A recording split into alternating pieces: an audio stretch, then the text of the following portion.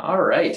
Welcome, everybody. I'm attorney Justin Randall with Hooper Law Office, and today we're going to be talking about how to plan for family legacy property. So what I mean by family legacy property, of course, is whether that's hunting land, family cottage that you own, lake property, any sort of real estate land-based property that you're really trying to keep in the family, and you want to maybe place restrictions on or transfer restrictions on, making sure that it keeps the family together and doesn't create disputes. So obviously this is the perfect time of year to talk about that because this upcoming weekend is Memorial Day. So usually the first time of the year for most people that they have time to get together and visit the family property and spend all that time there. So perfect time to talk about it with your family about what your plans in the future are. So I'm going to go through a couple different options that maybe some are definitely better than others for most people, but different options that people will use to try to plan for this property, and then some of the benefits or the pitfalls of these mechanisms that we often use to transfer family property.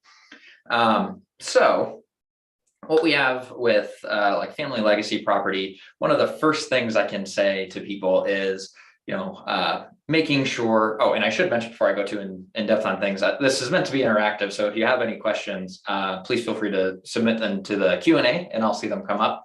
You'll also receive one of the documents that I have in front of me here today are sort of tools for up north properties, meaning planning tools. You'll get that in an email after this, and along with a feedback form where you can let us know if you'd like to come in and talk to any of the attorneys. We set those up for 2-hour complimentary initial consultation, so it doesn't cost you anything to come in and talk to us initially. So if anything we talk about today raises concerns for you about maybe you should look into this for your family, or you're concerned about the way it's currently set up for your family, please feel free to let us know. Okay, so one of the first things though with family property that I would always recommend, and this is obviously a good weekend to start looking into this if you have all the family together, is what are the plans for the property? Who wants to be involved? Who doesn't want to be involved? What kind of concerns might come up if somebody has to pay certain expenses that they otherwise were not anticipating, right? It's good to know these things before a plan is even put in place, because it may tell you when you're crafting that plan who just can't be involved because of financial concerns, or who just really has no interest in the property. That can help cut out a lot of conflict in advance before people actually receive that property or receive it in through a trust or other mechanism. You want to make sure that only the people who want to be involved actually are involved, because then they have a common goal in mind. If somebody would receive that property and then just want out right away because they have no interest in it, that can create a point of conflict, right? Maybe the other family members can't pay them the fair market value. Maybe they don't have that money available. Maybe they can't sell it on the open market because the open market doesn't, somebody on the open market does not want to buy a share of the property from the family and own it with a bunch of people they don't know, right? So if you're setting it up where somebody who doesn't want any part of that property after you're gone, you're just creating a situation in which they have to now find a way to get out of ownership, or maybe they want compensation for it. Speaking of compensation for selling a property, that's another really important thing to discuss. Is it your intent that if somebody owns that property with their siblings, for example, or with the family, what happens if one of them wants to withdraw from that?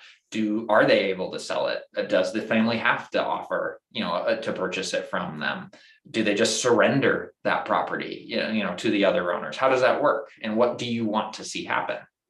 It's really important that you set up these rules of properties, because once they've actually inherited the property, you no longer have, if the rules are not already in place, it's up to them to set up those rules now. And it can be obviously another point of conflict when people don't always agree on what rules should be the rules.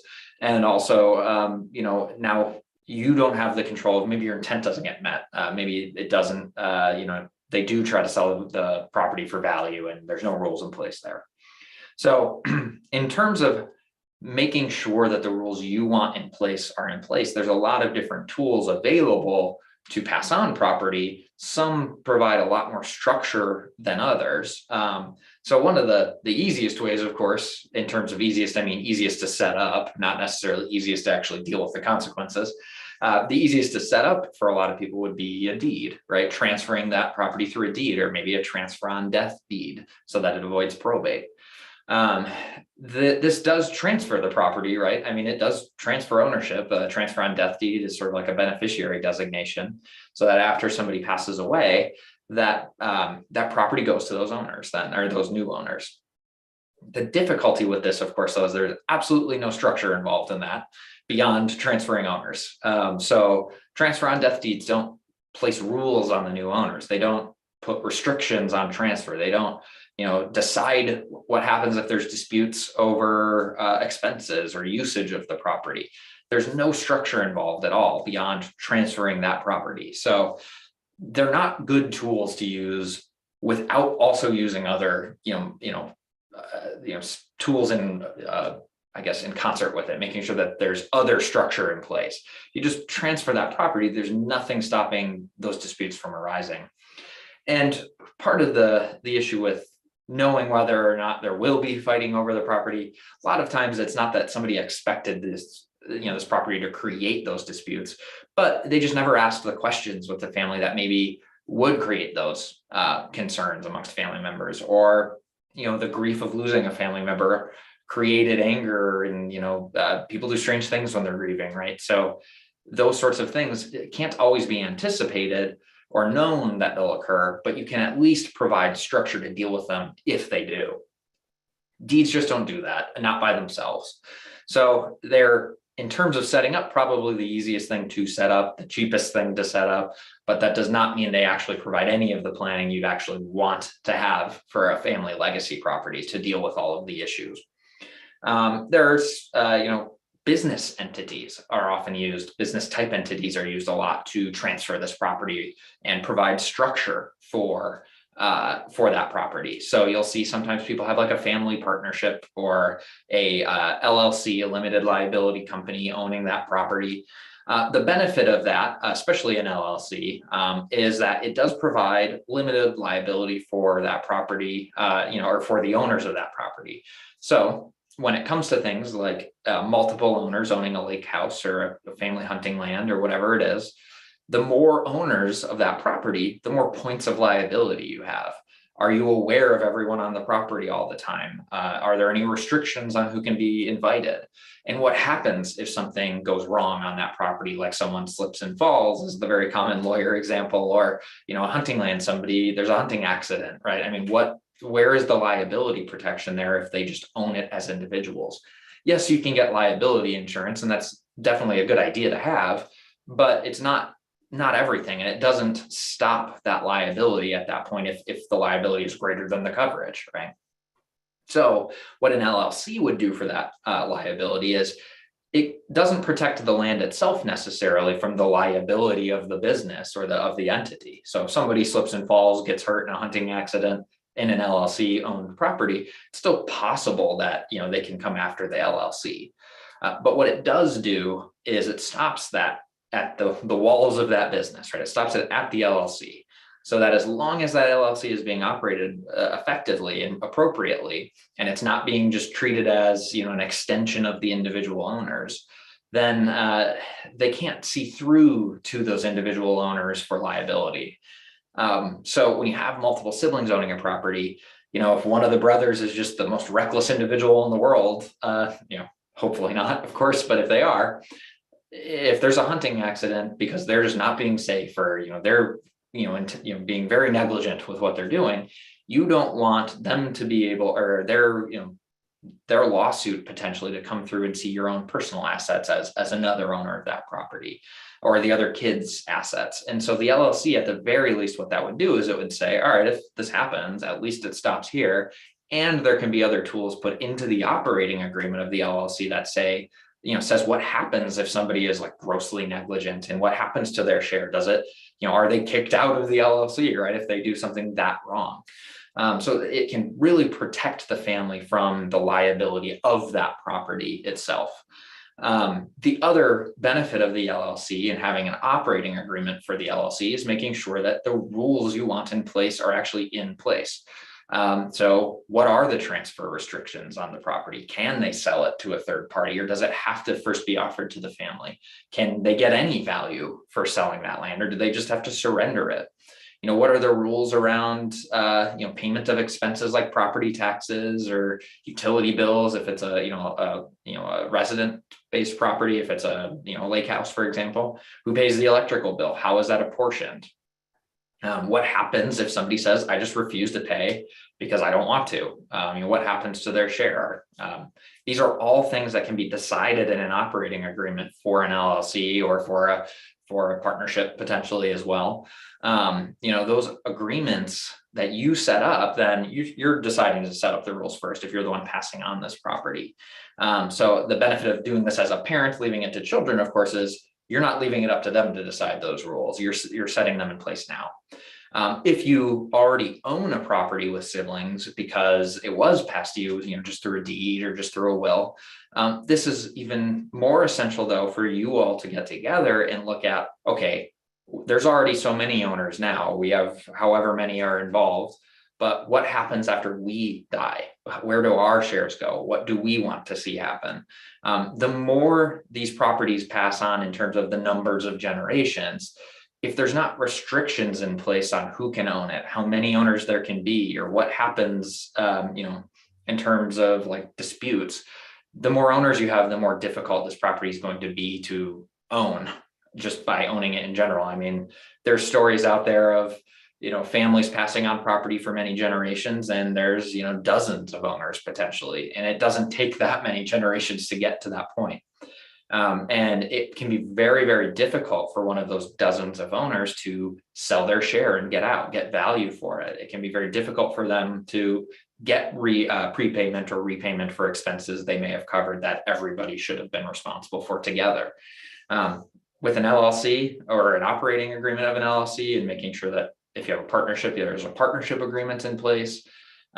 Those can set forth those rules of, okay, you choose not to pay those expenses, well, so be it, but that means X, Y, and Z is going to happen with your ownership interest, or it will be, eventually you'll be forced out because you're just not paying your fair share, right? So it can deal with that sort of dispute, as well as disputes over valuation and selling those properties. A lot of times, especially when somebody wants to sell their share back to the family because they want out, there's sometimes disputes over how much that share is actually worth. Obviously, the people buying the property tend to have an interest in keeping that price as low as possible. The person selling the property tends to want that price as high as possible. So having some sort of term in the operating agreement of an LLC saying, all right, if this is how we value it, there has to be an appraisal. And if they disagree on that appraisal, there has to be a second one, right? And what happens if they disagree on the second one? I know I'm listing a lot of sort of various things that can, be dealt with through this, but it's just to show that there are a lot of potential points of risk when you're passing on property to the next generation without structure. Because if you don't have a way to deal with these disputes, you're potentially setting it up so that this property that's meant to bind the family together, keep them together, ends up driving a wedge between them instead, because now they can't stand each other because they have different interests and they're not agreeing. As long as it's a lot easier if you are the one passing that property to set up those rules, because then you and your spouse are able to say, all right, this is what we want to see as our vision for this property going forward. Whereas if you leave it up to them to set up that structure after you've passed away, of course, now you have very different interests potentially of the vision for that property in the future, and also potentially more people involved than just the two spouses initially, or just the one person initially. So making sure that there's some sort of agreement in place to set up the structure is very important. But again, having the structure in place doesn't mean a whole lot if you're passing that LLC on with the property in it to somebody who has no interest in owning it, right? Because you're still creating now an issue of that person needing to get out and potentially some stress on that. So again, the first thing to do is talk to people that you want to pass this property to and see if they even want it. If they don't want it, don't leave it to them. Now, if you still want to provide value in exchange for them not getting that property of what that interest would be worth, if you're able to do that by leaving them other assets instead, you can certainly do so. Or if it's more of, the main goal is just to pass on this property to the family, and there may not be any sort of reimbursement for not being involved. That, I know that initially sounds unfair for some people, but the big thing with owning property is, of course, there's expenses involved, right? There's stress involved, there's work involved with owning a property. So sometimes just because you didn't get the equivalent fair market value for it, through a different type of asset in the estate, doesn't necessarily mean that's as bad as it sounds, right? I mean, especially if, for example, the LLC maybe has rules saying you can't sell this for value. Well, then what value would they have gotten anyway, right? One of the other ways that sometimes is used for passing on family legacy property is occasionally you'll see somebody have, sometimes they're called cabin trusts, or, basically it's a trust that is for the benefit of all the beneficiaries together, owning that property. It has set rules around management, set rules around withdrawal, payment of expenses, disputes of usage, things like that. In some ways, it functions very similarly to the LLC in terms of structure in a lot of ways. And it can also provide some liability protection as well. But the big difference between the trust, cabin trust and an LLC is potentially the ease of which somebody can change the rules. So an LLC, if the members all of that LLC, so in this case, the kids all get together and decide, we all agree that this should be changed because we all want out, right? We all want to get value for this. In theory, they have the opportunity to do that. You can't stop future members of an LLC from ever changing the rules of the operating agreement. But you can say or set the threshold for how high that support needs to be. And so if you really want to make it difficult, you say it must be unanimous, right?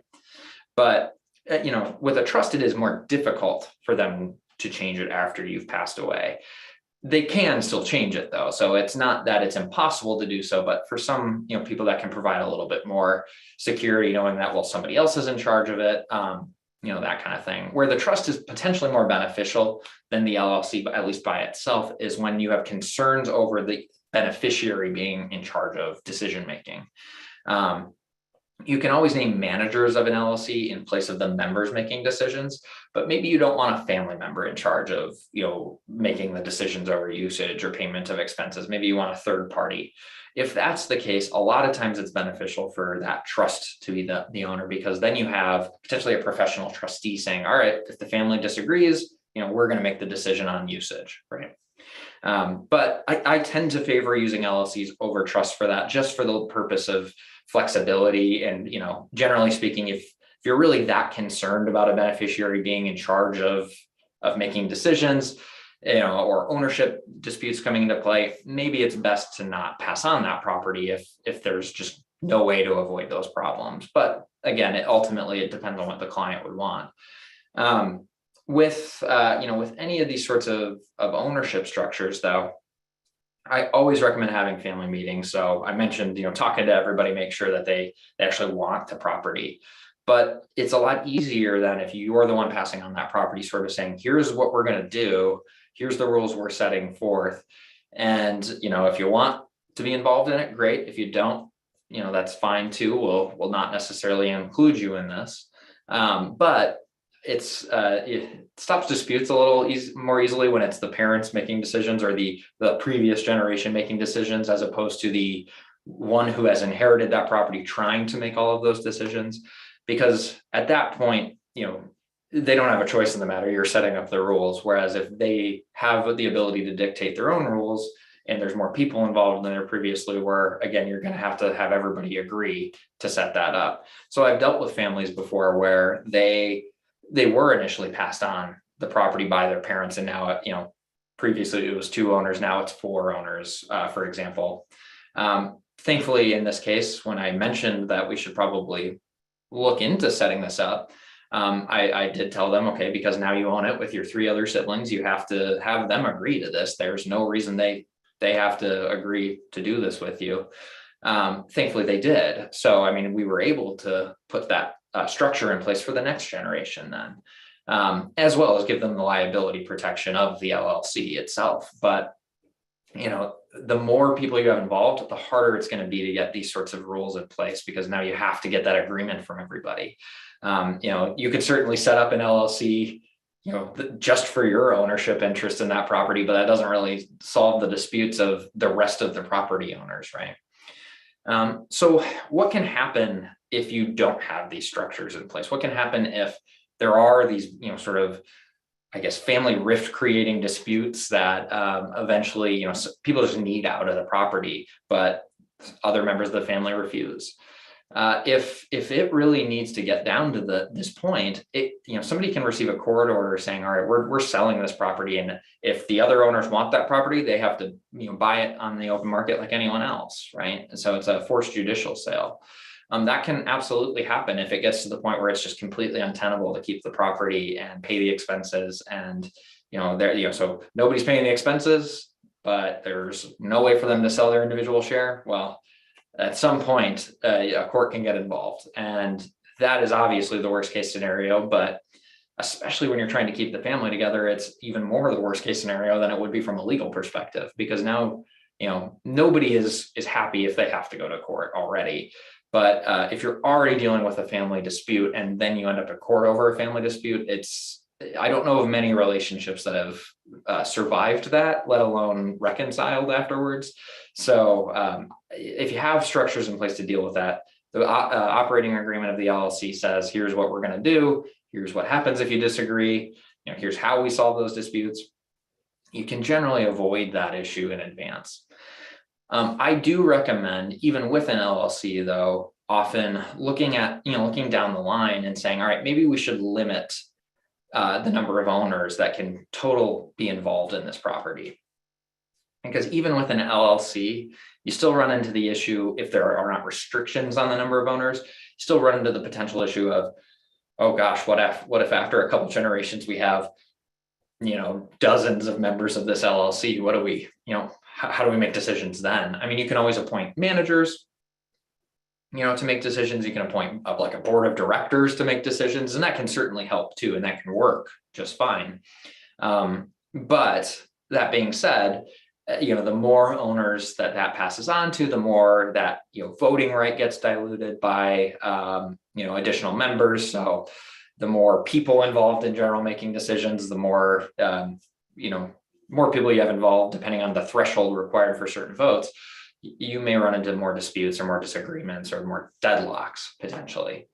And so it can just become a really big risk with the more owners involved, even in an LLC, of what happens if, with payment of expenses, are we going to have these, 5% owners down the line, as an example, say, well, I don't want to pay my 5% of expenses because I never use the property, or I never get to use it. I'm never allowed on the property. You're going to run into that more likely the more owners there are. Usage is a really big problem too, especially when it's a very nice property that people like to use. Hunting land has its own usage risks of the more people on the property at any given time, the more potential, risk you have with, obviously hunting is not generally as dangerous as it might otherwise be, in terms of, as long as you're limiting access to that property. But if you have 20 people hunting on the same piece of hunting land, that's a potential risk. So setting up some usage restrictions can be very helpful. Setting up sort of a guideline of, all right, at the beginning of every year, the family must get together, all the owners must get together, and they have a calendar in front of them, and they can say, all right, I get that weekend, you get that weekend. I mean, that can really help too. Having some usage requirements, and they're making sure that if it's not someone's time to be there, they don't necessarily have access to that property. It's, not quite like a timeshare in the sense of how difficult it can be to sell, but it's similar in terms of, all right, well, you get this time of the year to use it. So having usage restrictions in terms of the number of people that can be on the property at any given time, or, when it's your time to use the property, or your one person's time to use the property, is very important too. So with a few owners of an LLC, that's obviously less of a difficulty. But again, when you get more and more and more owners, the more difficult that will be over time. So, there's a lot of ways to set up that limitation on owners. I suppose you could set just a set number. It can't be more than this number of people. Or you can say that, if it's like siblings owning the property, it must be one person from each family kind of thing. I mean, I've seen it done a lot of different ways. But maybe you think, well, it'll be there for this next generation and then they'll sell it because at some point their kids aren't going to want it. They're all over the country maybe, but still, if you want to really make sure that those restrictions are in place, you put them in yourself. You don't wait for someone else to do it for you, because at that point you have no control over whether they do the same thing you would want them to do. All right, so we have just a couple minutes left here, but I'm not seeing any questions. So, I mean, this type of planning, just to kind of wrap things up for you, I say hunting land or family cottage planning or lake house, legacy property in general is where this is very important. It's often used too for planning on like family farms as well. That's obviously, there's potentially more of an actual operating business involved than there would be for just a lake house. But the same sort of things apply to this potentially too. Who's involved in the farm, who actually wants to be involved in the farm in terms of operation. Do you want other owners involved, other kids involved, if they have no desire to be in the farm, and are there just merely as somebody who maybe invests in it? What do you see as the future for that? So for family farm planning, that's just as important as it is, and even more important than it is for family legacy property of like cottages, lake houses, hunting land, because there's obviously more of a tie to that than there would be at any other property in terms of this is somebody's home, this has been in the family for however long. And obviously the longer that farm's been in the family, the more that there's that importance or that feeling that we need to keep this going. So I completely understand that. And that's why it's even more important to have some sort of structure of succession in place for that. So I won't go too much into that because that's also a little bit of a business side of things that, legacy property isn't always including, but the same sorts of things apply to a family farm as in terms of making those decisions ahead of time, making decisions about ownership and selling and, valuations and all of that there would be for any other legacy property as well.